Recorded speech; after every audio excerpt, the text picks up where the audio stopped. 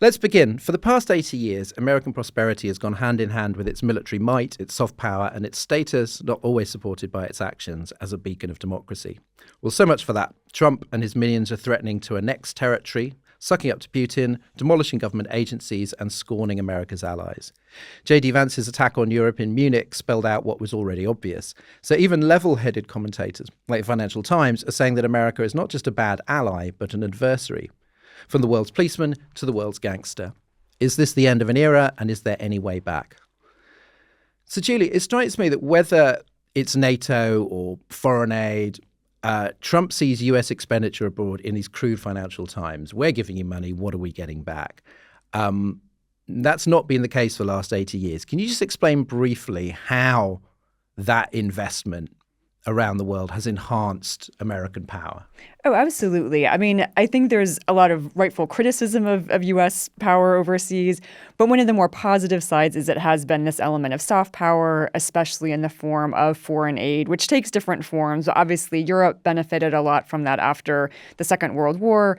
Other countries have benefited from it since. And there's a security and strategic element to that also. By giving aid to certain countries, especially in the global south, that's a way for the U.S. to position and push back a little against some of China's endeavors in some countries as well as Russia's, et cetera. So there's a geopolitical element. There's an expression of goodwill from the U.S. And completely cutting that just, I would say, automatically leads to not only devastation in some countries, but a rollback of security measures that the U.S. has been employing through this, but just also creates a lot of long-term bad will and potential security risks with withdrawing this kind of aid.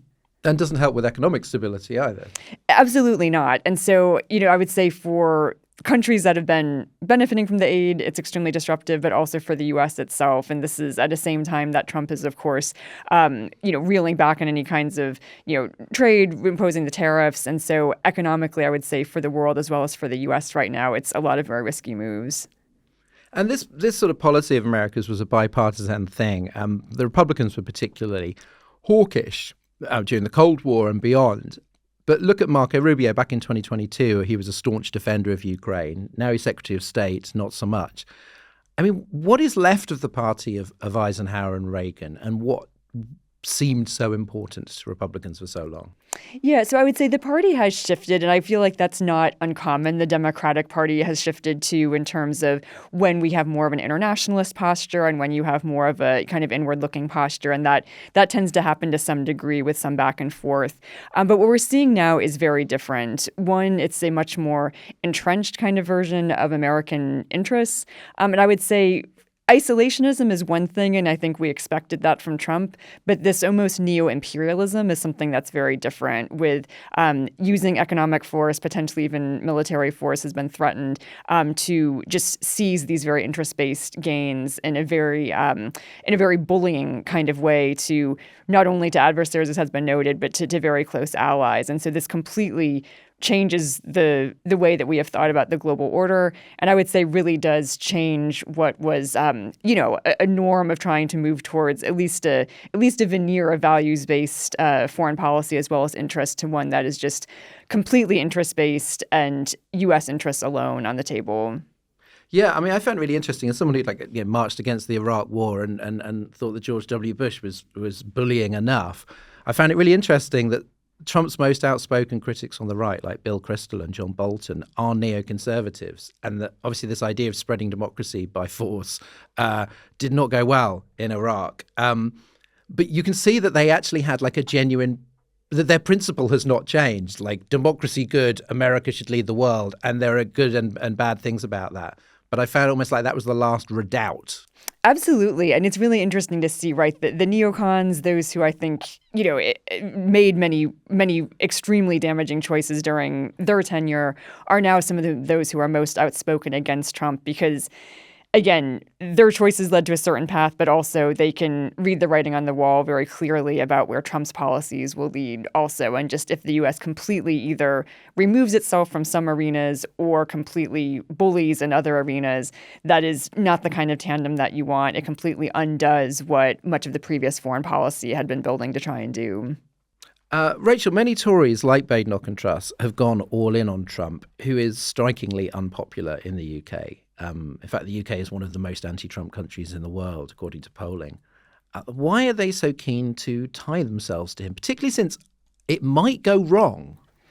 It's a really interesting question. So I think you kind of have to take Liz Truss out of that equation. Let's do that. Because I think Liz Truss is currently focusing on the advancement of Liz Truss, and she is reinventing herself as a sort of going around America pretending to be sort of modern Margaret Thatcher and getting lots of money from think tanks and things. And so sort of park her. In terms of electability, partly it is about money. I mean, there are these conferences and these sort of networks where some Conservatives believe that if they can sort of tap into that, that's a way to revitalise the party. Partly it's about fear of reform. And if we don't fill this space, then reform will, and we're going to lose even more voters to them. So it's not just about how British voters in general feel about Trump. It's about how the kind of voters that some Conservatives have decided are important to them feel about Trump. And partly, and I'm going to say it's very unpopular for me to say this on this podcast, but there are elements of what Trump is doing that seem to align with elements of what, for example, Kemi Badenoch wants to do with the Conservative Party. So think about government efficiency, waste cutting. That's a big philosophical principle of her. She genuinely believes that one of the reasons British productivity has just flatlined and our economy is stagnating is because government is in too many spaces and we're too inefficient and we're trying to do too much. And so there is a kind of mapping the government efficiency thing from the US onto what she believes is a project that would save the UK. You don't have to agree with her diagnosis of that, but you can see some of the parallels. And I think there are people around her who are going, there are lessons we can learn from this, plus the electability thing as well. Here's something that we could replicate here. And I think they are not positioning that in the wider context of here is what the British electorate thinks about what's going on in America in general. It's just mad that you can look at Doge and literally kind of laying off, in a time of unprecedented plane crashes, laying off, aviation staff, shutting down, like you can't camp in Yosemite National Park because they've laid off their people, to look at that and go, it doesn't go far enough, as opposed to looking at that and going, we'd also like to cut waste, but not like that. I suppose that's what throws me. I mean, she did say that 5 to 10% of civil servants should be in prison. I mean, her team said that was a joke, but like this is sort of the attitude that the government is doing a whole lot of things that it shouldn't be doing, and it's wasting a whole lot of money doing it. And if you put it to them, yeah, but aviation safety, for example, they would all go, no, not that bit. We want that bit. It's the other. It's the wasteful bit that we need to cut. We want to cut the people who aren't doing anything. Yeah, we don't know where they are, but once we find them, they're gone. So, but how does someone like Boris Johnson reconcile his support for Ukraine with his admiration for Trump? He actually made a little statement earlier today. Yeah, so he framed it as Trump's statements are not intended to be historically accurate, but to shock Europeans into action. Well, I think they've certainly done that. And certainly not historically accurate. No, it's really interesting talking to what I would say are sort of people who used to be moderate conservatives or used to be like within the conservative mainstream about Trump, because they've kind of gone from Trump says all these things, but you shouldn't take it literally, to, oh no, he is doing what he said he was going to do, but that's okay because X, Y, Z. So, the big theme this week is America should get 50% of Ukraine's mineral wealth in exchange for sort of peacekeeping or whatever, which is very gangster, kind of like, yeah, we'll protect you if you give us half your assets. And the argument, and I'm seeing sort of people who I would have considered a couple of years ago sensible on this, going, yeah, but that's good because it gives America a stake in Ukraine's future. And there is a lot of knot tying in this. And I think it's about they've set themselves on a pathway, and to go back would mean admitting they were wrong about literally everything. So they've got to keep going and no, it's a clever ploy, it's a clever ploy, it's a clever ploy. I think modern conservatives are going to end up like pandas, where there's just so few of them that they just have to be kind of looked after and made to mate to breed new ones. That's not an image that I wanted. Lots of little Roy Stewarts. Raf, J.D. Vance's speech suggested America's loyalty was now to the sort of global far right and authoritarian network rather than liberal democracies. So, I mean, we're looking really at kind of at least a two-pronged attack here, that Trump is all about money and what do I get for this, whereas Vance has got far kind of freakier ideas about the world order.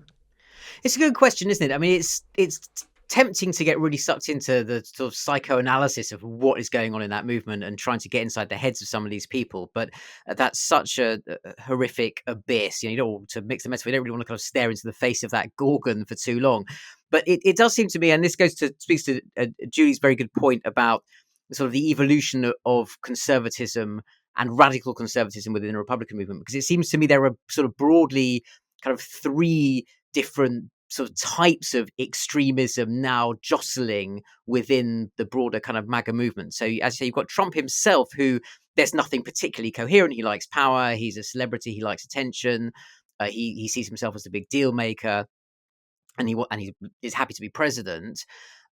Vance, it seems, who was anti-Trump at one point, it comes more from, if you can say, the sort of the mainstream of extreme radical conservatism, and sort of something that is an offshoot of, if you remember, you're going all the way back to sort of Newt Gingrich and then the Tea Party, that kind of iteration of, which is still sort of recognizably part of the Republican mainstream, at least post Clinton.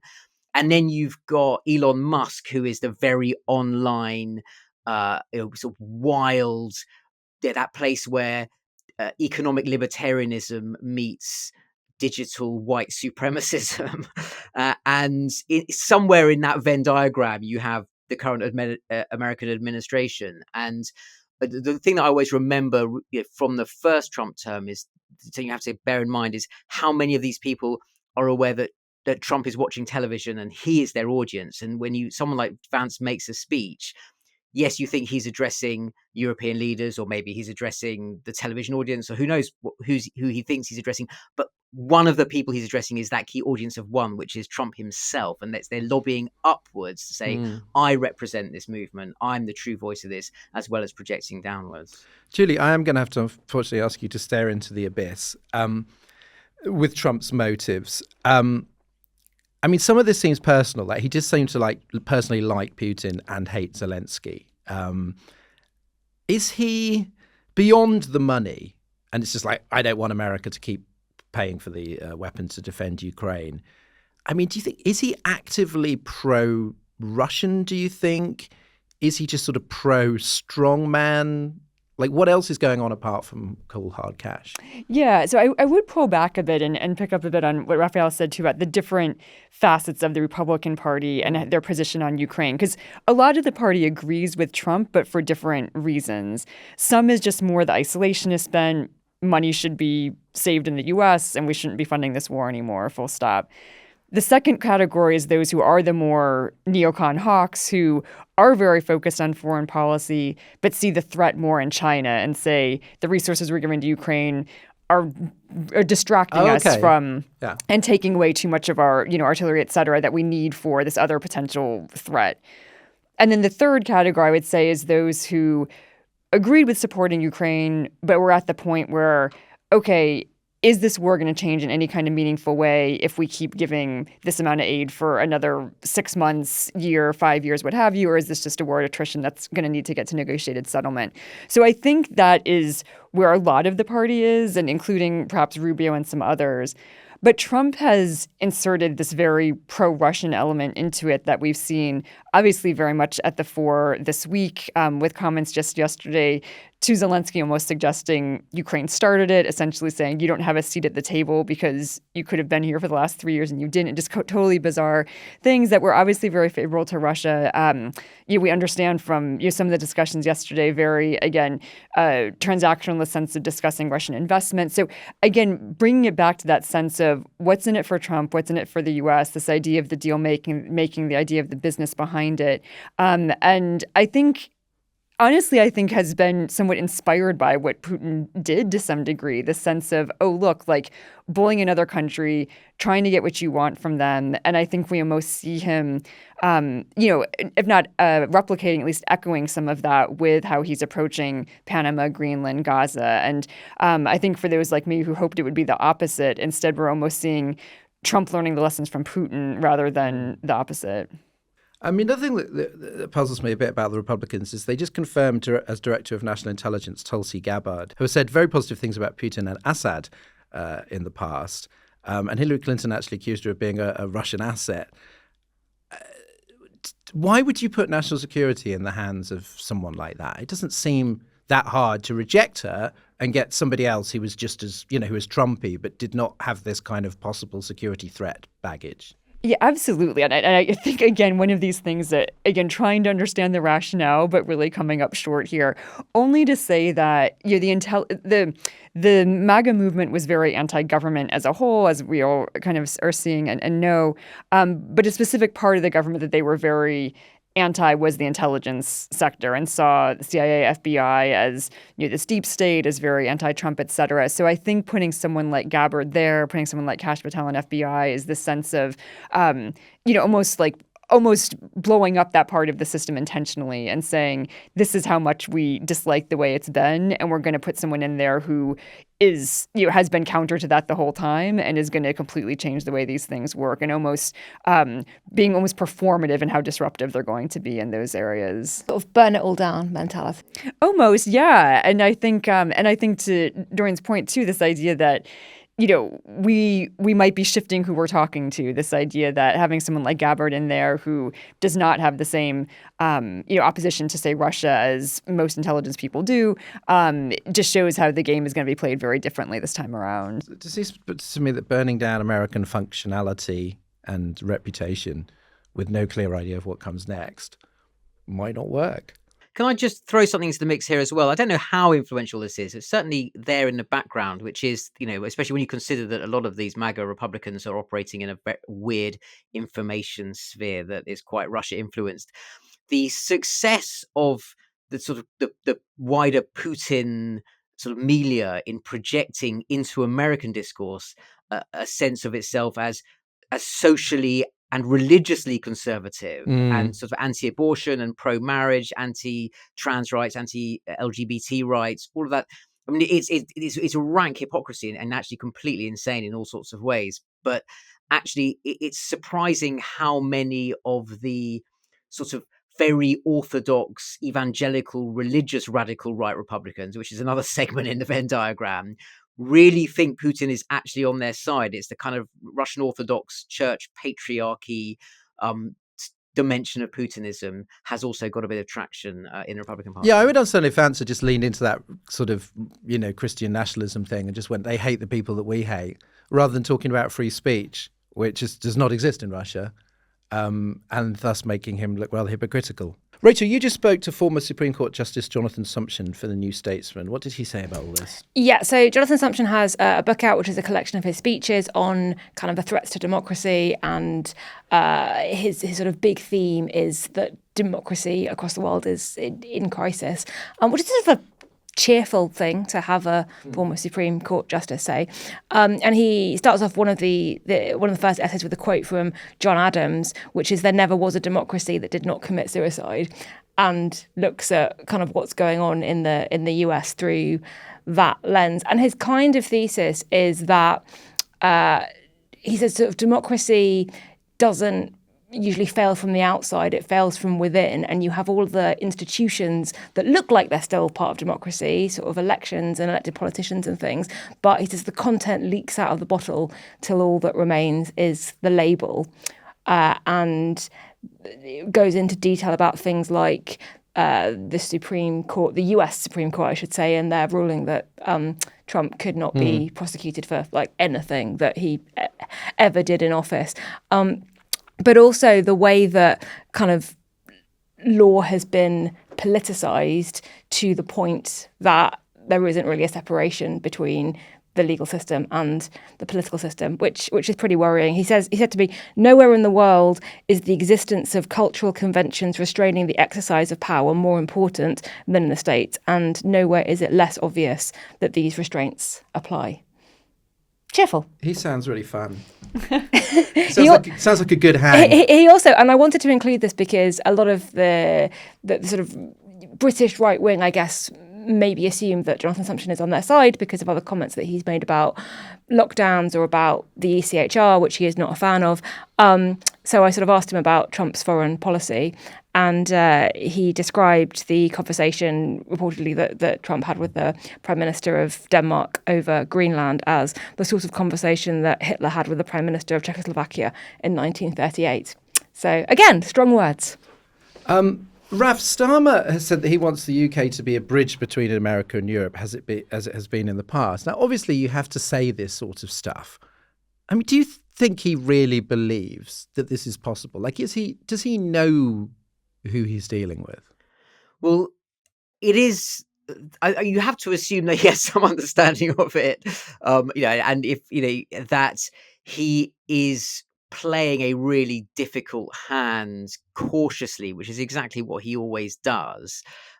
And in terms of in the sort of very, very short term, I don't think that's completely irrational. He can't sort of just accelerate through the gears of the European reset to totally reimagine relations with the EU because the relationship with Washington is impossible. Not least because you still have such a deep enmeshing of the security apparatus and other aspects of foreign policy with the US that you can't. It's just not an available position to say we find Donald Trump morally abhorrent, therefore we turn our back on him and embrace Europe. I think there are a lot of people who wish it was that simple, but it really, really isn't. And then if you follow the logic of that position, you say, well, we therefore do still need to have, he's a prime minister, he still needs to have a functional relationship with Donald Trump, who is capricious, prickly, vain, and you necessarily therefore have to really watch what you say. So actually, although the way Starmer is pursuing this diplomacy is not pretty, I think it's a reasonable way of handling the current situation. What I worry about is this metaphor of the bridge and the idea that is somehow an available equilibrium that you can reach. That doesn't exist. And the idea that London was, Washington's conduit to Brussels and the Brussels hotline to Washington. This was the model for foreign policy, sort of 1970 post-British Empire to 2016 decision to leave the EU. Like everything we see going on around us tells us that world is just not coming back, and quite already very quickly, just practical decisions are going to land on the Prime Minister's desk very fast. That means it is binary, and if you tilt too much towards Trump, you start to rule out things that you need to do in your EU reset. And if you actually go, really commit to what an EU reset involves in sort of macro strategic terms, you're going to then provoke that Trump ire. And so, short term, fine. Medium term and onwards, you're going to have to start making some choices. Starmer seems to get that this is a crisis. We have to spend more on defence. I think there's also an argument that we could be spending more on kind of foreign aid and soft power to kind of fill that gap. There's also an argument that spending more on defence can help regenerate certain areas of Britain and lead to economic growth and so on. Does Rachel Reeves sort of understand the big picture that actually shit's changing very fast and that you're going to have to spend money? I mean, to the extent perhaps even that there might have to be like tax increases. Well, this is the famous trilemma for Labour policy, isn't it? That, you've got a fiscal rule that limits your room for operation, and you can't necessarily just borrow your way out of a problem without the danger of provoking a sort of predatory attack by the bond market. You've painted yourself into a corner in terms of ruling out tax rises, and unless there's a massive spike in growth, your revenue might not cover all the expenses you need, and everything's got much more expensive because, in particular, from sort of mid 60s through till the late 80s, there was a lot of spending on defense because there was a Cold War, and then you got this famous peace dividend, which meant you could start transferring money out of your defense budget into your NHS budgets, crudely speaking. And now that doesn't work anymore as an equation. So, I imagine Rachel Reeves is just staring at that trilemma and really hoping something turns up, and the default position seems to be, well, you're just going to have to make the money from deep cuts in the, in quotes, unprotected departments, and maybe you can more austerity in welfare and stuff like that, which is just so politically sort of unconscionable for so many Labour MPs. That's a long way of saying, in answer to your question, I don't know whether Rachel Reeves is hawkish on defence spending. I know that she will be thinking, please don't make me spend much more on anything. Can we hope that something else turns up? Whereas I think Keir Starmer necessarily as Prime Minister, this is an old division between Prime Ministers and Chancellors. He's getting the security briefings. He's meeting the Joint Chiefs. Ultimately, he will always prefer a strategic defence choice over a sort of old school Treasury orthodoxy, fiscally kind of conservative one, and that will be a division between them. Well, I hate to plug the same publication again, but Phil Tinline's written a piece on the New Statesman website sort of going actually that a crisis can be an opportunity, and you can actually sort of seize that to do certain things. And that seems to maybe be Starmer's instinct, but not so much Reeves. Yeah, the big question is, I think that the choice is really going to come down to if you are actually going to buy your way out of so many of the problems that you have politically, strategically, by just spending more on stuff that really needs money, and you think you absolutely have to stick within the fiscal guardrails you set for yourself, which a lot of bond traders would say you do. You're going to have to break the pledge on taxes, and so then the political challenge is, how do you do that? How do you roll the pitch for that? Is that such a colossal U-turn that ultimately you've got no trust left with the electorate and you're doomed, or is there some way of phrasing that, narrating it, in the light of the global crisis and the changed circumstances, that means you can get away with it? Yeah, just say the post-war order is collapsing, lads. We're going to need a bit more cash. Julie, after Trump's first term, Biden sort of tried to tell the world that it could still rely on America after all. And, there was this sort of 4 years of like, I'm glad that's over. Or at least, it wasn't the full 4 years because you could see Trump coming back. But and some people are going, well, look, don't give up on America. This could be temporary. But even if the Democrats take back the White House in 2028, can anyone afford to believe that again? Yeah, I think the damage has obviously been done. And even during Biden's first term, there was a lot of concern, especially in security circles, that this was just a sort of intermezzo between, the Trump terms that we obviously did end up seeing. And, I think it became clear that the real transformative president of this era was not, the Obama or Biden, but Trump, and really changing the way business is done and changing the world order. I tend to take a kind of a long view of history. And so I do think this will be rocky for a while. I do think the U.S. will weather it and come out the other side.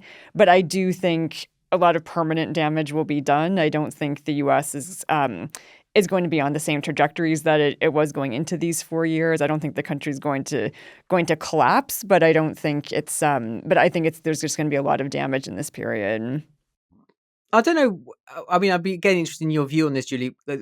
I don't have enough of a historical knowledge to judge how it compares to the late 30s, basically before December 1941, the bit where America First was a very substantial popular position in the US, and you had members of the Kennedy family essentially being pro-Nazi, and it was only really after Pearl Harbor that the idea we have of America from the second half of the 20th century was really gelled. So, apart from the possibility of whatever a 2025 Pearl Harbor might look like, is that perversely that scenario kind of gives us hope?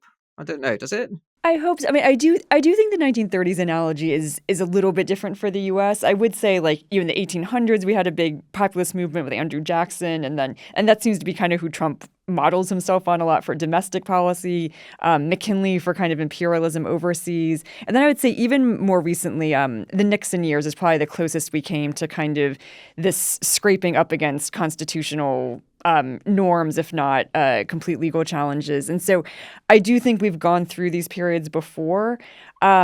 But this one is different, and I think the global reach of this one is going to be different. And I think if Trump does succeed in kind of swaying or energizing a lot of the right-wing movements in Europe and elsewhere, and that the world kind of tilts in a different direction, that is going to be much more difficult to come back from.